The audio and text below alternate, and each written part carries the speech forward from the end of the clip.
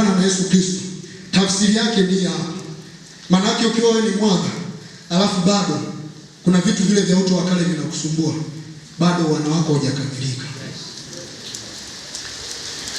Na ukweli wa Biblia, maana yake wewe ni mwana, wewe mwenyewe sasa ni muongo, wewe mwenyewe uasherati na kutesa, uzinzi, bado kuna shida. Wewe mwenyewe ni mwana, wewe mwenyewe umekanyagwa kidogo tu, chuki unataka umpige mpaka na ngumi mwenzako, bado hujawa mwana.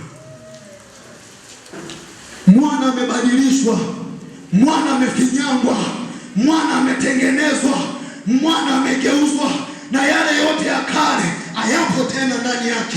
Amefanyika kiumbe kipya katika Kristo Yesu. Ndio sifa za Bwana, ndio mwana huyo. Kwa hiyo sasa sisi tulio watoto wa Mungu tuna experience utukufu wa Mungu. Tunapo experience utukufu wa Mungu, tafsiri yake ni kwamba ile nuru ya kimungu inaingia ndani yetu. Nuru ya Bwana hata atakapokuja tutamuona kwenye ibada zetu, tutamuona kwenye maisha yetu, tutamuona kwenye masomo yetu, kwa sababu tumeamua kuwa wana. Tukipoteza sifa ya kuwa wana, tumepoteza maisha. Ni bora tufe tusiwe kwenye ulimwengu huu. Tukipoteza sifa ya aliyezaliwa na Mungu atende dhambi.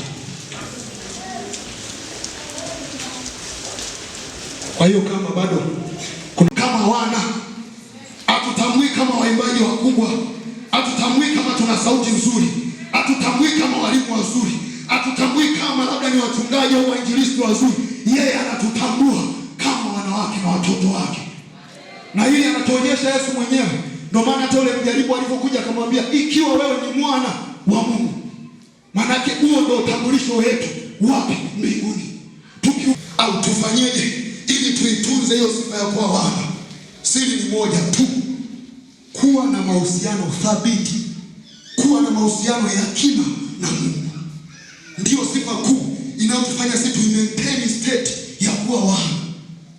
Kuwa na mahusiano thabiti, kuwa na mahusiano ya kina na Mungu ndio sababu kubwa inayotufanya sisi